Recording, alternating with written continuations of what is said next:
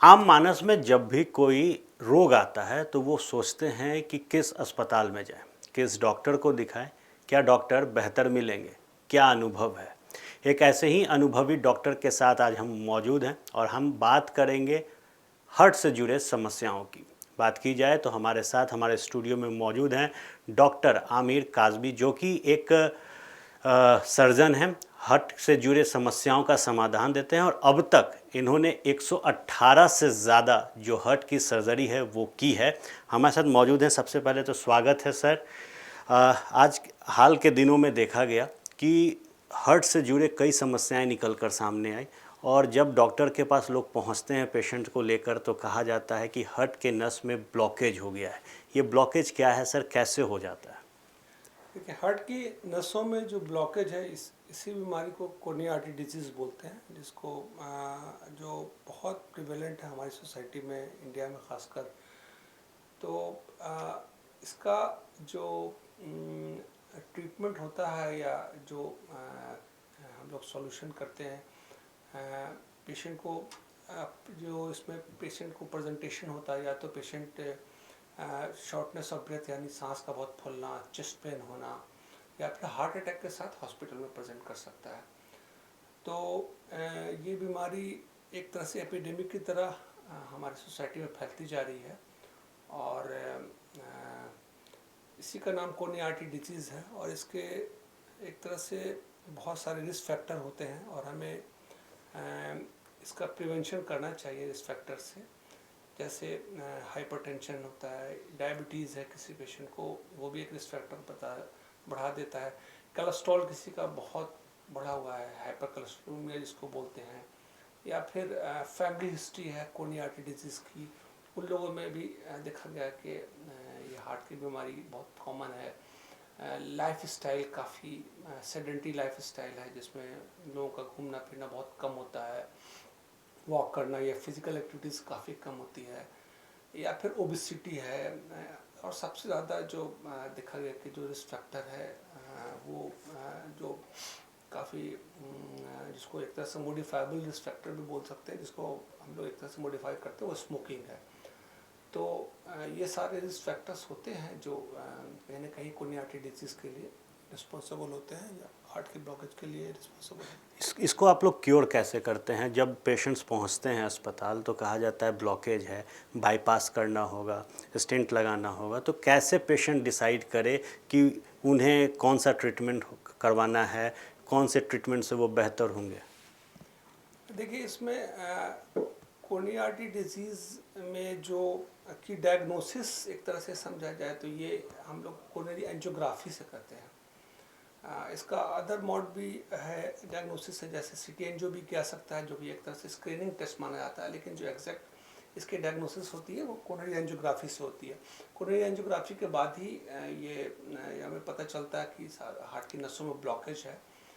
और इसका एक तरह से तीन तरह से इलाज हो सकता है। अगर कोरोनरी आर्टरी डिजीज़ बहुत ज़्यादा सिग्निफिकेंट नहीं है, ब्लॉकेज बहुत ज़्यादा नहीं है, सपोज 60% है, 50% एक दो नसों में, तो इसमें मोस्टली मेडिकल मैनेजमेंट से कुछ हार्ट की दवाइयाँ चलती हैं, जैसे ब्लड प्रेशर कंट्रोल के लिए, लिपिड कंट्रोल के लिए, तो जिसको मेडिकल मैनेजमेंट बोलते हैं। दूसरा सेकंड लाइन ऑफ ट्रीटमेंट है जो कार्डियोलॉजिस्ट करते हैं, उसमें हार्ट की नसों में स्टेंट डालना होता है। यानी हार्ट के 3 नसों में अगर तीनों नस हार्ट की ब्लॉकेज नहीं है, एक ब्लॉकेज है, या एक ही नसों में 2 जगह ब्लॉकेज है, तो ऐसी स्थिति में कोरोनरी स्टेंटिंग जिसको बोलते हैं, पीटीसी जिसको बोलते हैं, जिसमें हार्ट की नसों में ब्लॉकेज जो होता है उसमें स्टेंट डाल के हम लोग ट्रीटमेंट करते हैं।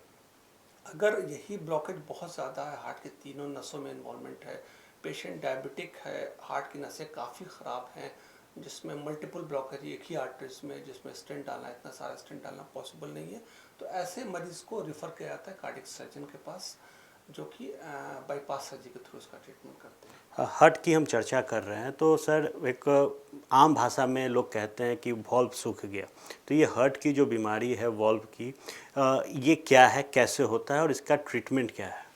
देखिए ये इसको एक तरह से हम लोग ये कह सकते हैं कि जो हार्ट के वॉल्व की बीमारी इंडिया में बहुत प्रिवेलेंट है। आप कंपेयर करें अगर वेस्टर्न पॉपुलेशन से बाहर के लोगों में ये हार्ट के वॉल्व की बीमारी बहुत कम है। रीज़न क्या है? इंडिया में जो रियूमेटिक हार्ट डिजीज़ बोलते हैं, ये एक तरह का हार्ट के वॉल्व में प्रॉब्लम हो जाती है। जो एक तरह की ऑटो इम्यून डिजीज़ है जिसमें अपने ही बॉडी का जो मैकेनिज्म है वो इस तरह से हार्ट के वॉल्व के अगेंस्ट एंटीबॉडी बनाना शुरू कर देता है। तो ये होता कैसे है? ये बचपन में ख़ास तरह का फीवर होता है जिसको रियूमेटिक फीवर बोलते हैं, जिसका एक तरह से परिणाम है या सिक्वली होता है, जिसमें धीरे धीरे हार्ट का जो वॉल्व होता है वो उसमें डिस्ट्रक्शन होने लगता है। या तो वो हार्ट के वॉल्व जो होता है या तो सिकुड़ जाते हैं या उसमें लीकेज शुरू हो जाती है और ये फिर हार्ट के वॉल्व में ये प्रॉब्लम आ जाती है। अगर वॉल्व का में हार्ट में बेसिकली 4 वॉल्व होते हैं, तो अलग अलग या तो हार्ट के एक वॉल्व भी होते हैं बहुत सारे मरीज में अफेक्टेड, या दो वॉल्व भी होते हैं, कभी कभी 3 वॉल्व अफेक्टेड हो जाते हैं। तो वॉल्व का जो वॉल्व में या तो सिकुड़न है या वॉल्व में लीकेज है, तो ये इसका ट्रीटमेंट जो होता है अगर बहुत ज़्यादा नहीं है, थोड़ा सा है, तो फिर हम लोग मेडिकल मैनेजमेंट के थ्रू दवा पर इसका ट्रीटमेंट करते हैं। अदरवाइज इसका ट्रीटमेंट जो होता है हार्ट वॉल्व का रिप्लेसमेंट होता है, यानी कि हम लोग वॉल्व का रिप्लेसमेंट एक आर्टिफिशियल वॉल्व लगाते हैं। ये वॉल्व 2 तरह का होता है, या तो मेटल का वॉल्व भी लगा सकते हैं जिसको मैकेनिकल वॉल्व बोलते हैं, और एक टिश्यू वॉल्व होता है जो एनिमल्स से, जैसे गोट से, पिग से, उनके हार्ट के वॉल्व से निकाल कर उसको फिक्स करके बनाया जाता है। तो ये 2 तरह के ऑप्शन होते हैं हार्ट वॉल्व के ट्रीटमेंट में भी।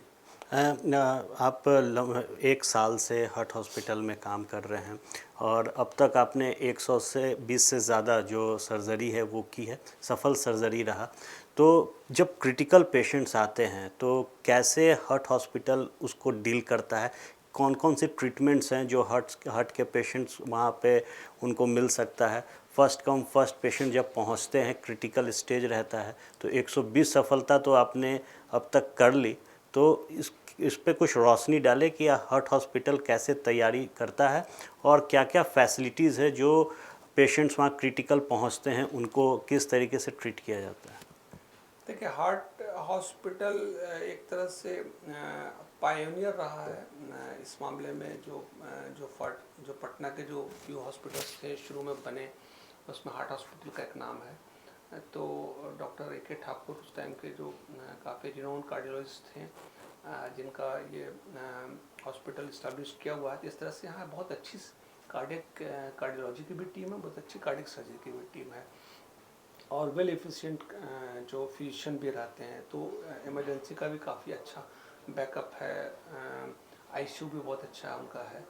तो एक तरह से बहुत लंबे वक्त से हार्ट हॉस्पिटल जो होता है इस तरह के हार्ट के मरीजों को इस तरह की सेवाएं देते आ रहा है। इस तरह के जो भी पेशेंट इमरजेंसी में पहुंचते हैं जिनको हार्ट अटैक आया है, उसका जो हम लोग इनिशियली जो जो ट्रीटमेंट होता है, जैसे बहुत तुरंत हार्ट अटैक आया है तो हम लोग या तो थ्रोम्बोलाइज कर सकते हैं, यानी कि हार्ट की नसों में जो ब्लड क्लॉट्स बन गया हो उसको इंजेक्शन के थ्रू लाइज करना या तोड़ना, या फिर एक तरह से हम लोग बोल सकते हैं प्राइमरी पीटीसी इसको बोलते हैं, यानी कि जिस एमआई हार्ट अटैक आया उसका तुरंत बाद आपने उसी आर्टरी में जो कल्प्रिट आर्टरी है जिसकी वजह से हार्ट अटैक आया उसमें आपने स्टेंट डाल दिया, जिसको प्राइमरी पीटीसी बोलते हैं। तो ये भी इसकी भी सुविधा है जो ओवरनाइट 24/7 किसी भी टाइम में अवेलेबल है।